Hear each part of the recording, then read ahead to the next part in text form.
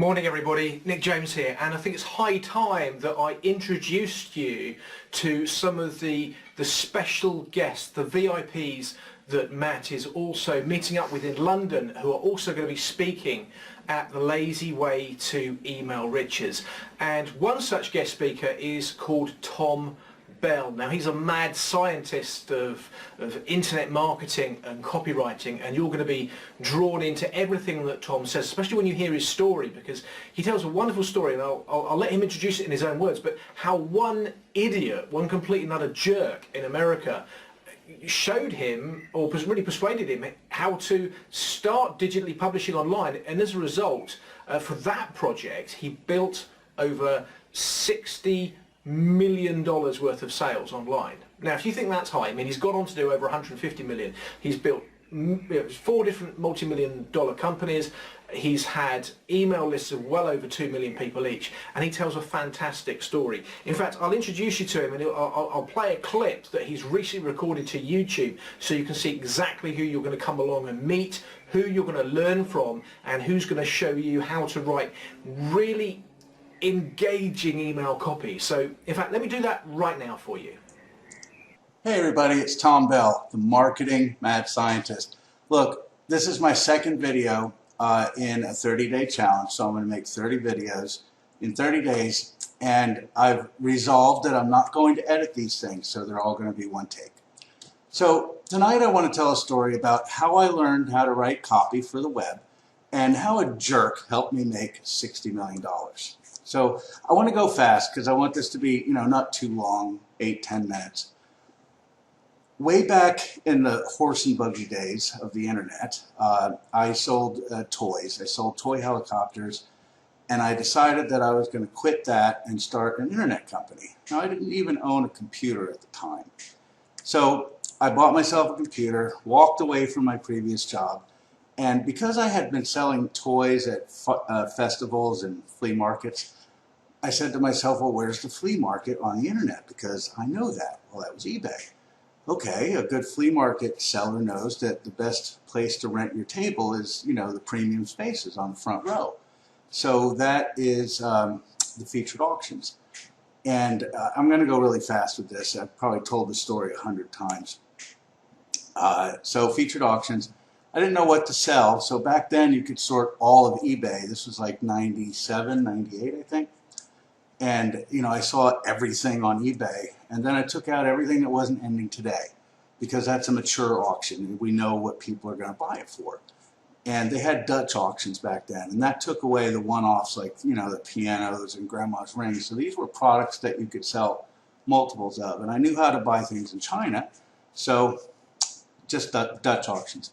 Long story short, I found myself a list of products that were successfully selling. And then a lot of them I could find, so I cut out everything that I couldn't find wholesale and boiled it all down to a product that I knew I could find. There were, I think, 11 sellers successfully selling that product. And this is going to sound like the most moronic thing in the world. I had never written a word of copy ever. But I looked at these eBay auctions, and I knew the sales counts for what I was looking at. And of this list of 11, there was a number 1, and there was a number 11. So I had the bright idea to write my sales letter or eBay auction page, and I said more of what number 1 said and less of what number 11 said. To make a long story very short, a few months later, we had 4 months, $600,000 from having sold the cell phone antenna booster, the little sticker.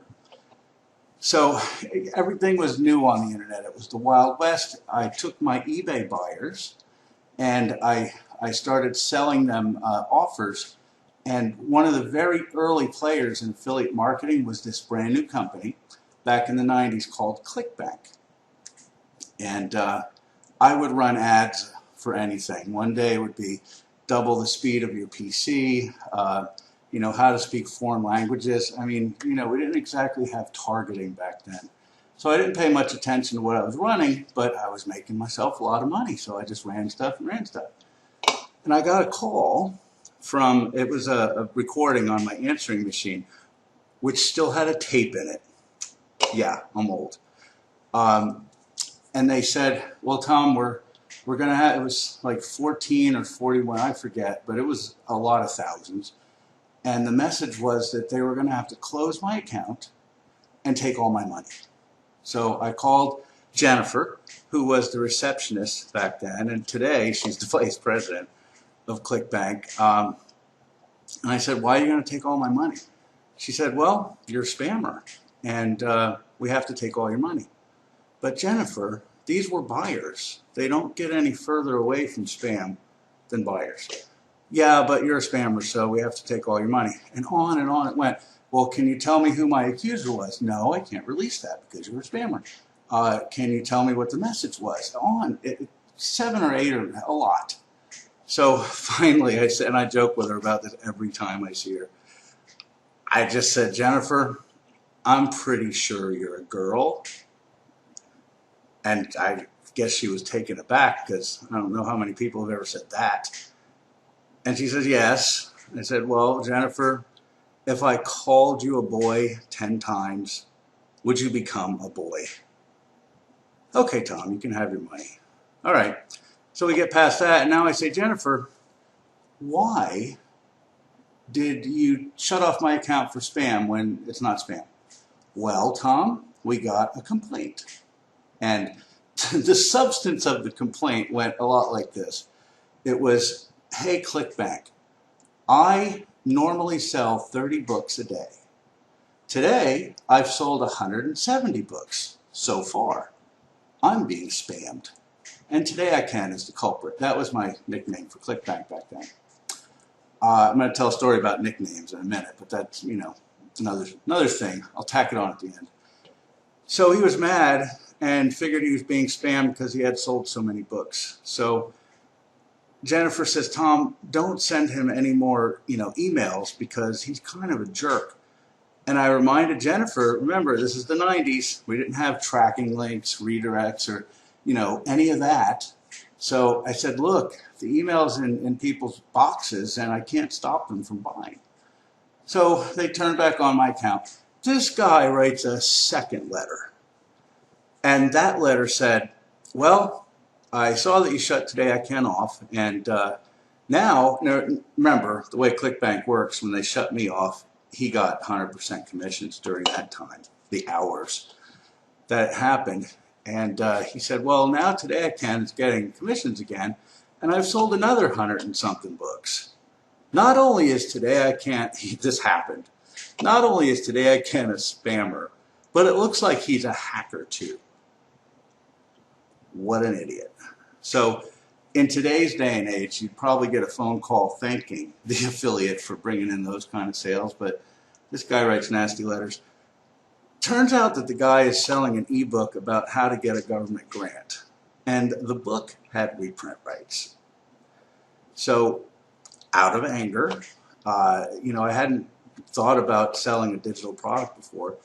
I bought the book, and I stayed up for 36 hours straight, cleaning up, errors, doing some research, essentially rewriting this guy's book and building a website. Remember, websites were really hard back then, separate web editors. I mean, we didn't have ClickFunnels for that. But 36 hours, my first wife said, Tom, just come to bed. You're trying to tell me that people are going to buy books that aren't really books. They're just on the computer. I said, yeah, we've been making money from that for a while, and I'm going to have my own. Come to bed. You're never going to make any money with this. I didn't come to bed. So 36 hours straight, I wrote the Today I Can grant guide as a gesture of this to the guy who got my ClickBank account shut off. To make a long story very short, and we did some other neat things like, we were the first people to use a survey on a landing page really long ago, back in the late 90s. We asked people why they wanted a grant. We customized the letter. We did some fun stuff. But to make a long story really short, 4 years later, $60 million in sales. So that was fun. Another tiny little side story for those that have been in the ClickBank game for a long time. Years and years ago, they would have affiliate pages on ClickBank. And they would say, you know, here's how to do a hop link. And they would teach you. And usually the way they would teach you is they would have their ID and then they would put XXX, you know, to indicate this is where you put your ID to build your ClickBank hop link. They didn't build them automatically yet. So I had this affiliate accounts for free.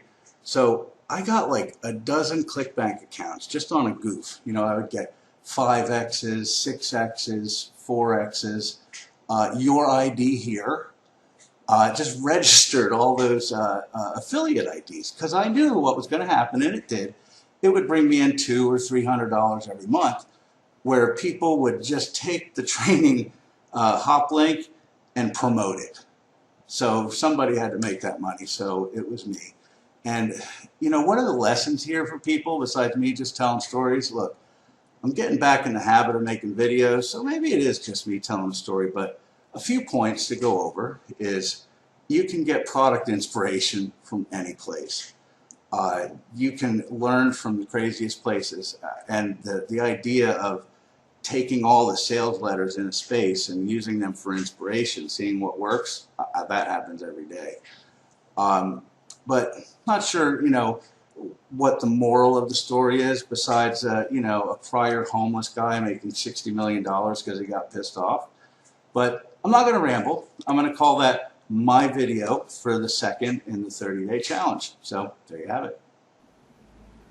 So there we go. That's Tom Bell. Now, if you'd like to meet Tom, as well as Matt Bazak and our other speakers, some of whom we haven't released details yet, then just click the button below. And remember that the early bird discount for £100 off your ticket ends at midnight on Tuesday, the 14th of June. So go ahead, click that button below, and I look forward to seeing you at the Lazy Way to Email Rich's workshop at the end of June.